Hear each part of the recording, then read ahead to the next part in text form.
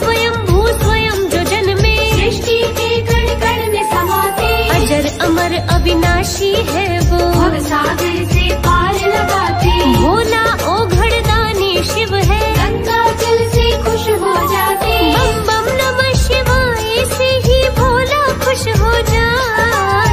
ओम नमः शिवाय बोलो, ओम नमः शिवाय, ओम नमः शिवाय बोलो, ओम नमः शिवाय। एक बार की कथा सुनाऊं, एक निर्धन ब्राह्मण बेचारा, भक्ति भाव से पूजा करता, भिक्षा मांग कर करे गुजारा, सोमवार को व्रत करता था, भक्ति भरा था जीवन सारा, घर में नहीं संतान थी उसके, प्रचार बहुत हो हारा, शिव शंकर के मंदिर में नित्य पूजा करने जाए। ओम नमः शिवाय बोलो, ओम नमः शिवाय, ओम नमः शिवाय बोलो, ओम नमः शिवाय।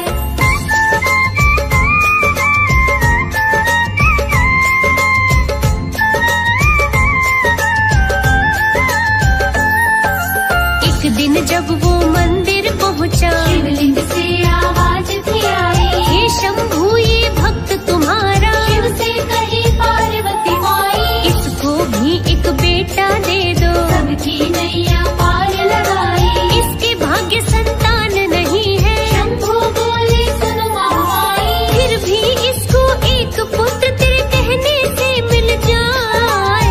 ओम नमः शिवाय बोलो, ओम नमः शिवाय, ओम नमः शिवाय बोलो, ओम नमः शिवाय। 12 वर्ष तक जी पाएगा, केवल इतना रखना ध्यान, थोड़ी उम्र का पुत्र मिलेगा, ब्राह्मण में गया सब कुछ जान, कुछ ही समय के बाद में घर में जन्म लिया सुंदर संतान, ब्राह्मण के घर खुशियाँ मन रही, ब्राह्मण खूब लुटाए दान, धीरे धीरे बड़ा हो रहा समय गुजरता जाए। ओम नमः शिवाय बोलो, ओम नमः शिवाय, ओम नमः शिवाय बोलो, ओम नमः शिवाय।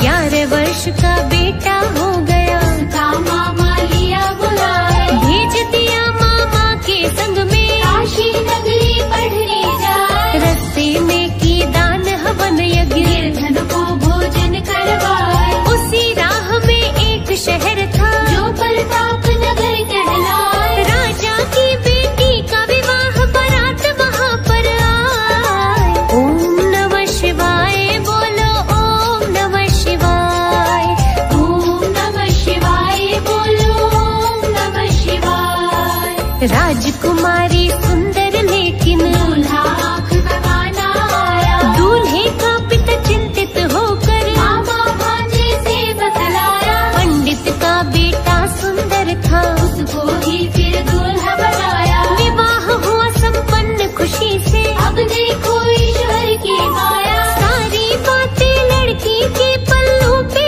वो लिख जाए। ओम नमः शिवाय बोलो, ओम नमः शिवाय, ओम नमः शिवाय बोलो, ओम नमः शिवाय।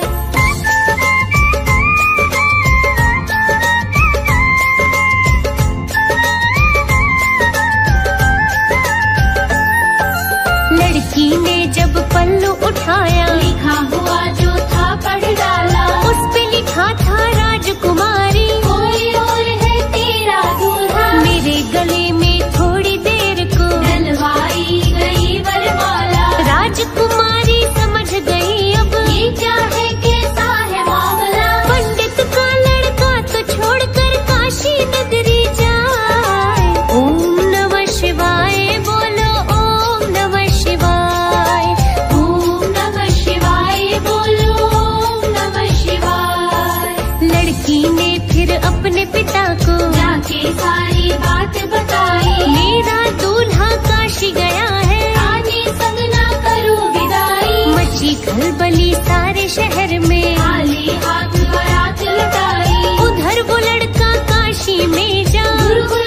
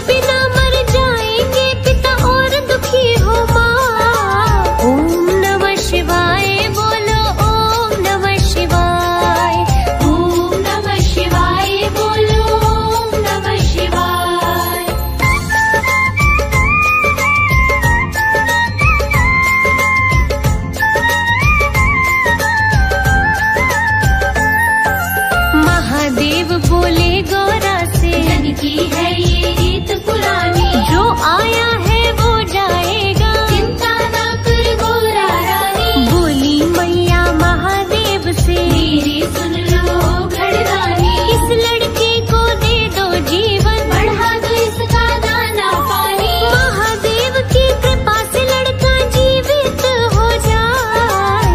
ओम नमः शिवाय बोलो, ओम नमः शिवाय। ओम नमः शिवाय बोलो, ओम नमः शिवाय। लड़का जीवित हो गया देखो, मामा ने फिर गले लगाया, चल दिए दोनों अपने गांव को, फिर प्रताप नगर है आया। बाहर शहर के फिर दोनों ने आके अपना डेरा जमाया, उसी समय वह शहर का राजा किसी कारणवश घूमने आया। लिया पहचान उस लड़के को, संग अपने ले जाए। ओम नमः शिवाय बोलो, ओम नमः शिवाय। ओम नमः शिवाय बोलो, ओम नमः शिवाय।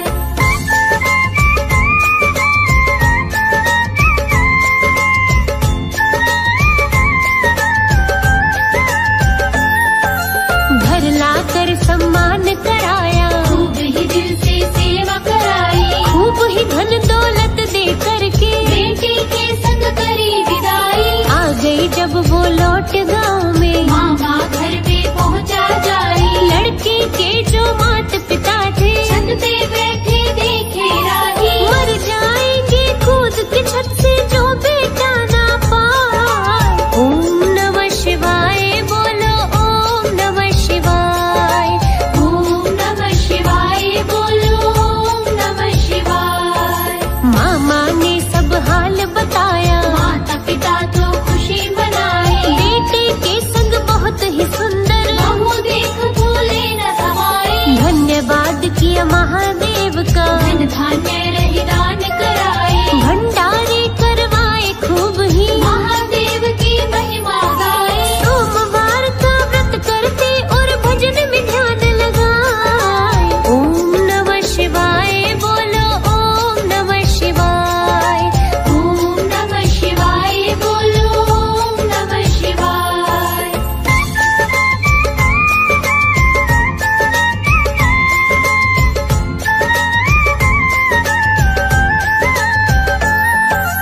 जो भी कथा सुने ये दिल से, उसके घर भंडार भरेंगे, पाए खूब सम्मान जगत में, महादेव सब कष्ट हरेंगे। जग में सारी खुशियाँ मिलेंगी, अंत समय भव पार करेंगे। लिखता है लोकेश प्रजापति, शंभू सर पे हाथ धरेंगे, टल जाएगी अकाल मृत्यु जो शिव का ध्यान लगाए। ओम नमः शिवाय बोलो, ओम नमः शिवाय। ओम नमः शिवाय बोलो, ओम नमः शिवाय।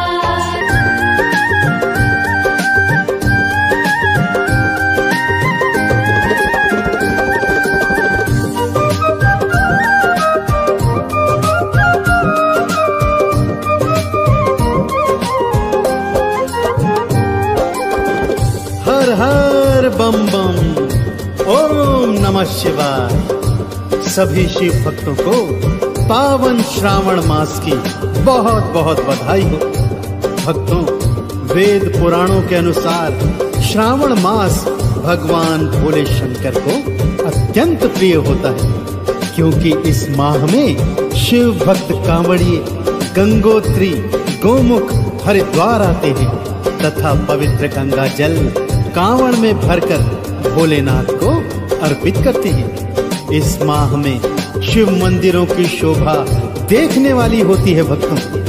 तो आइए आज मैं आपको पावन पवित्र कांवड़ गाथा संगीतमय रूप में सुनाने जा रहा हूँ। तो एक बार बड़े प्रेम से बोलिए, बोलिए शंकर भगवान की।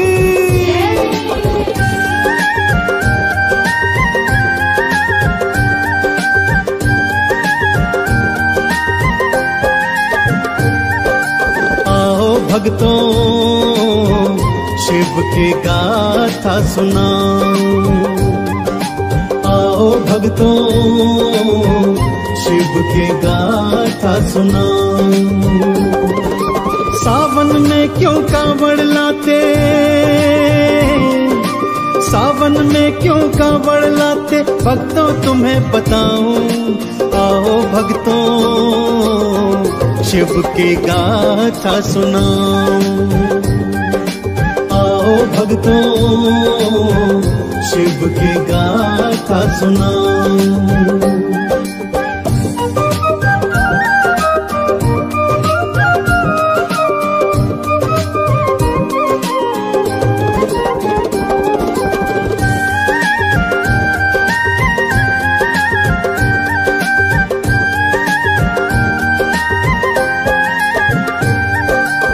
गाथा रावण और उसकी शिव भक्ति से संबंधित है भक्तों।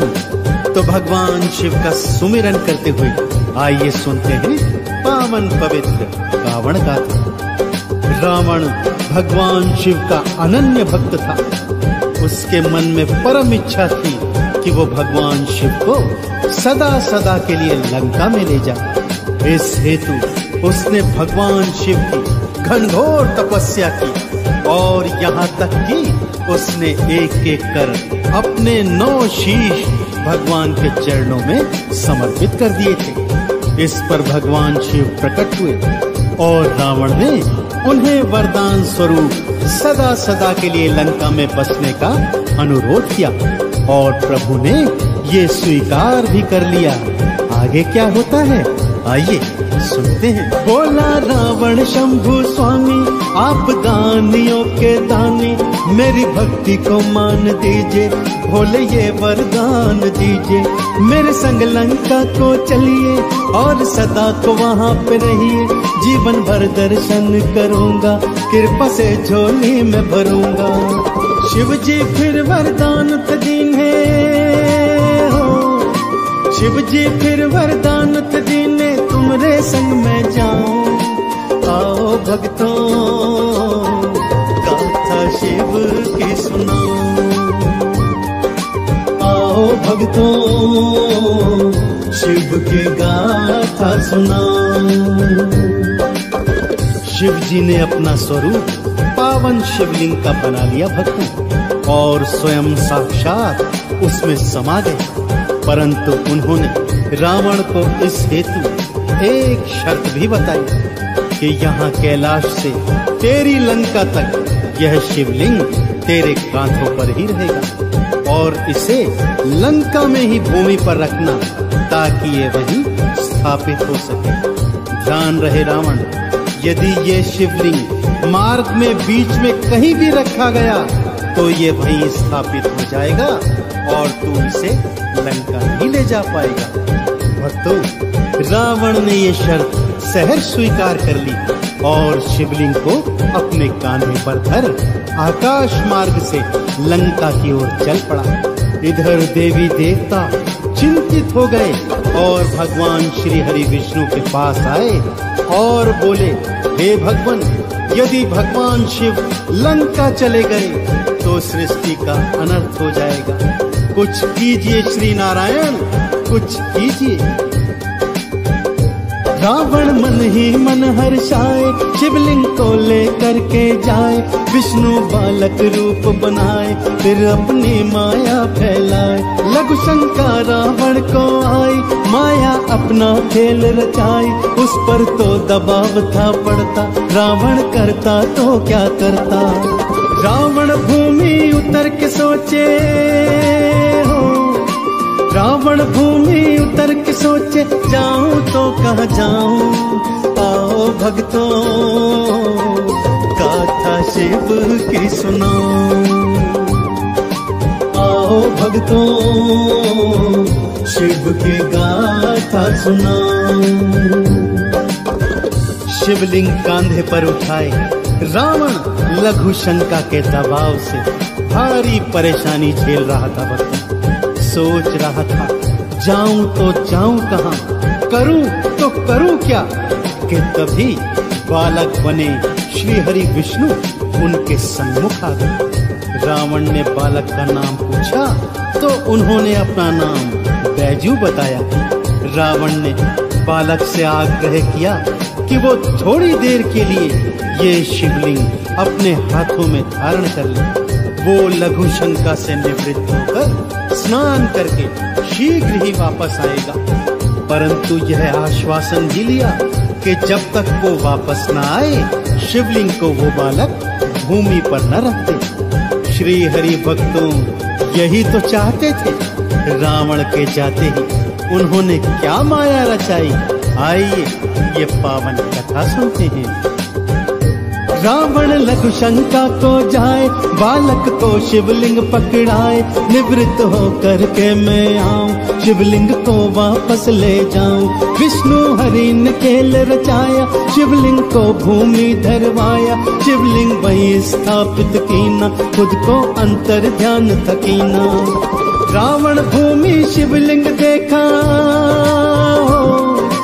रावण भूमि शिवलिंग देखा, सोचा मैं मर जाऊं। आओ भक्तों शिव की गाथा सुनाऊं, आओ भक्तों शिव की गाथा सुनाऊं।